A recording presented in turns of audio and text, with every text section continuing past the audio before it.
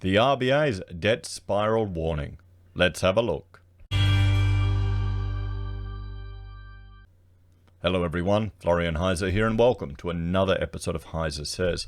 Grab your stein of coffee. Today we're going to have a look at an article from Yahoo Finance looking at the RBA's warning of what could cause a debt spiral, everyone. So let's jump over here and jump straight to it. The RBA warning on what could cause a debt spiral by Jessica Yuan. Looser lending standards could lead to an overexuberance in Australia's property market and trigger debts to rise, the Reserve Bank of Australia has warned on Friday. Property prices, which have grown at bottleneck speed in recent months, haven't yet led to any major increase in debt. But this could become a risk in the future, the RBA said in its half-yearly financial stability review released this morning. This was released a couple of days ago. Well, yesterday. As such, banks will need to keep lending standards on a tight leash. And this is the argument that we're coming here. It's about having lending standards to limit the amount of, borrowing that people can do. And I want to draw your attention to this quote from the RBA, from Philip Lowe. The RBA will not increase rates to slow the housing boom. Mr. Lowe reiterated that the RBA does not and would not explicitly target house prices with its interest rate policy. Instead, he said it was up to the governments and financial regulators to address community concerns about soaring housing costs.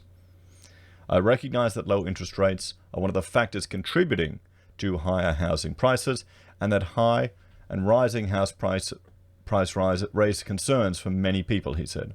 There are various tools other than higher interest rates to address these concerns, leaving monetary policy to maintain its strong focus on the recovery in the economy, jobs and wages. That is what the RBA would argue are their mandate. The recovery of the economy, jobs and wages, not house prices, everyone. And we're seeing how these house prices are going higher and higher. In an environment, accommodative financial conditions with rising asset prices, it is particularly important that there is not excessive risk-taking by the financial sector, it said. Higher risk-taking behavior from lenders take many forms, the RBA said, such as looser lending standards for individual loans or relaxing internal limits on the volume of risky loans they take on. Even if lenders do not weaken their own settings, increased risk-taking by opportunistic borrowers could see a deterioration in the average quality of new lending, the review said. This will weaken the resilience of businesses and households and so the financial system to future shocks.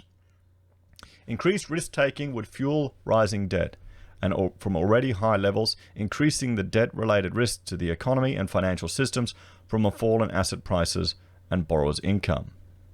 So the lending laws are in the spotlight.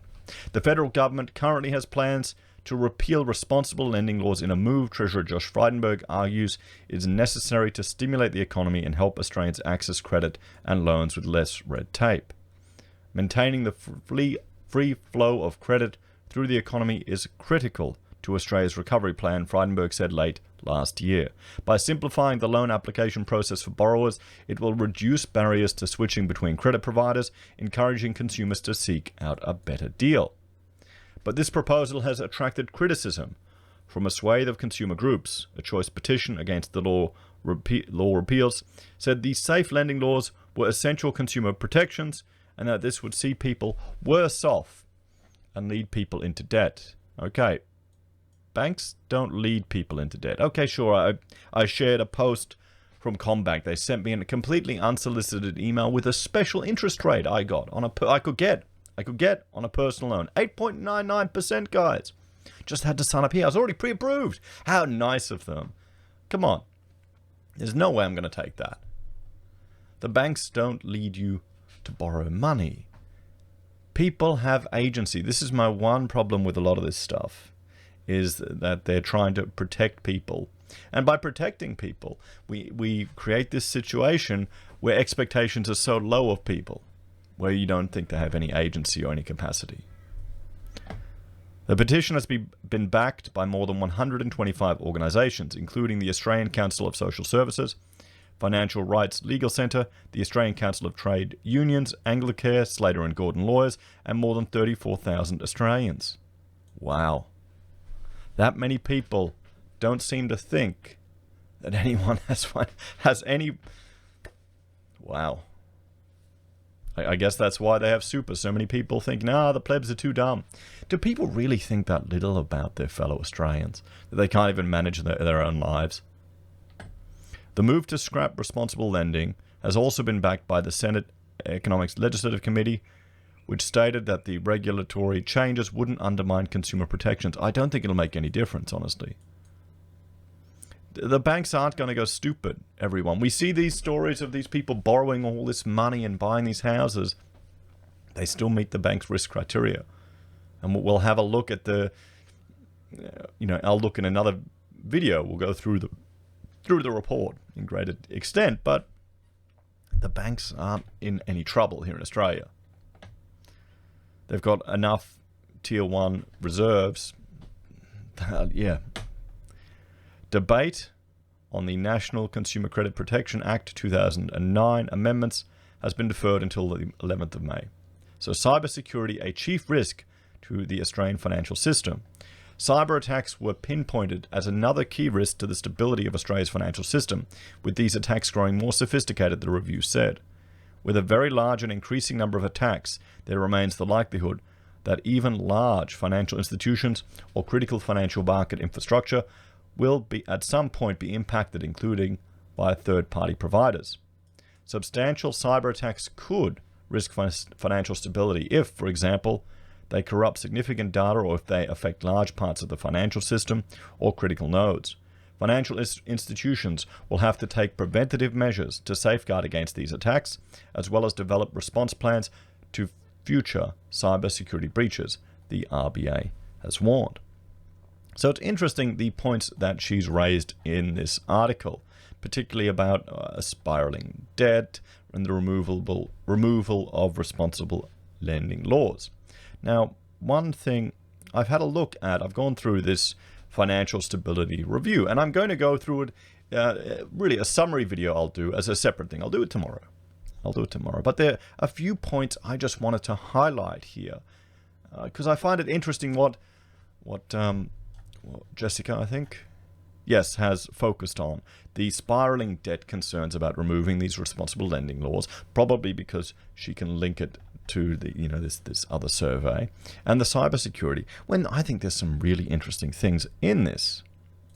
Now, I'll link to this if you want to go through the whole thing, or you can wait for my tidbit summary tomorrow. But if we look at the three things I want to make mention. The first is office vacancy rates, and we can see here that they're starting to climb up in Sydney and Melbourne. We can have a look here at the subleases skyrocketing. So, people consolidate their footprint. I would say this is a leading indicator for just the business sector moving forward, just how it's going, how much confidence there is, how much people are going to invest in their businesses. Now, if we have a look, we can't see it. Brisbane, Perth, Adelaide. Okay, you can see this is the recession Australia had to have. Other CBDs. You can see Melbourne, Sydney, they both shot up, but Canberra took a little bit longer to get up. You know what? I will actually bring up that slide here. I think I brought it into my slide stack, guys. I'm trying to incorporate everything here because I refer to it a fair bit. Here we go. Here's the national office vacancy rates. Okay, there's that increase that we saw after the recession Australia had to have, and it started to creep up again. This is from the Property Council of Australia. If we jump over here, we can see the difference in Canberra, and I just thought it was quite telling that our civil servants, our bureaucratic capital, hasn't really suffered the same. Perhaps that's something to consider when investing in offices. There you go. That's one point that they raise in this report, everyone, is just office accommodation as well. And the retail sector and the REITs that are taking a big hit.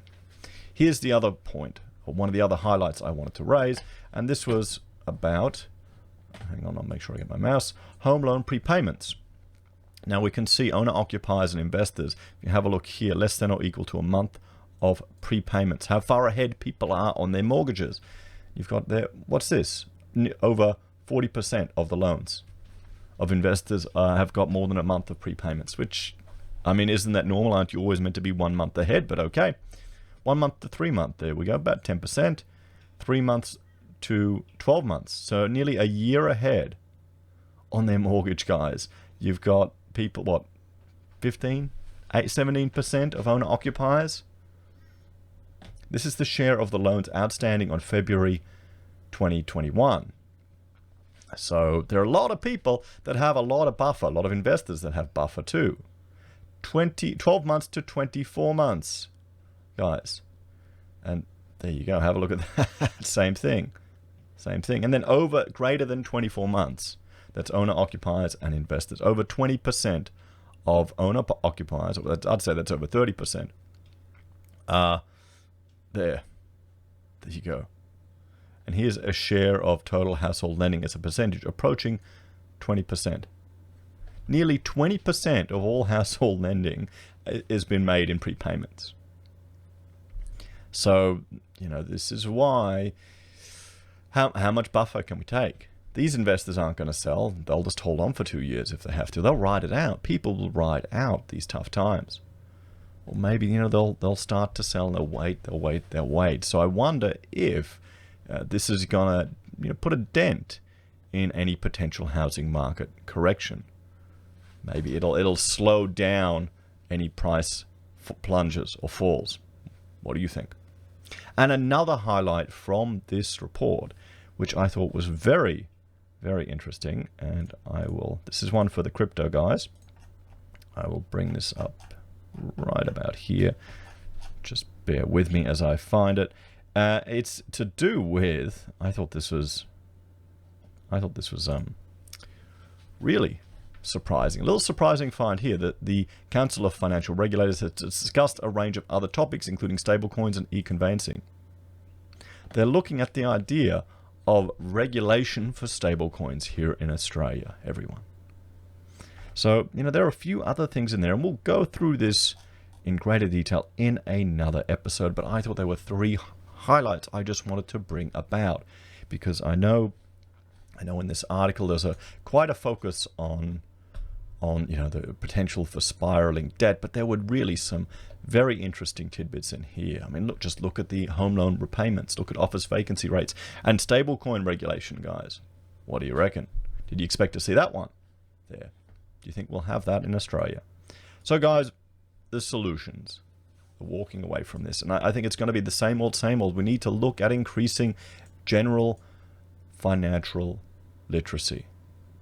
People need to be financially literate. They need to understand banking. They need to understand what they're signing up for, so they have greater control over their finances. And that would lead, you know, we need to encourage freedom from debt, and then you'll have a greater and more, well, I'd say politically active and individually motivated population.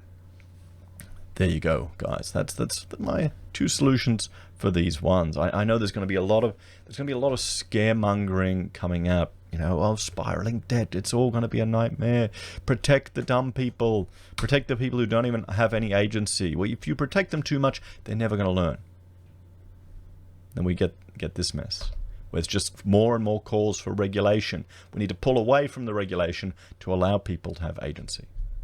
Anyway, guys, thank you all. I'm just going to thank you all for joining me for this episode. Please like, share, and subscribe to this channel. If you're a fan and enjoy the content I create here, there's a few ways you can support the channel. You can join us on YouTube or Patreon. You can support us using our affiliate links on Amazon, eBay, Independent Reserve, or AussieBroadband.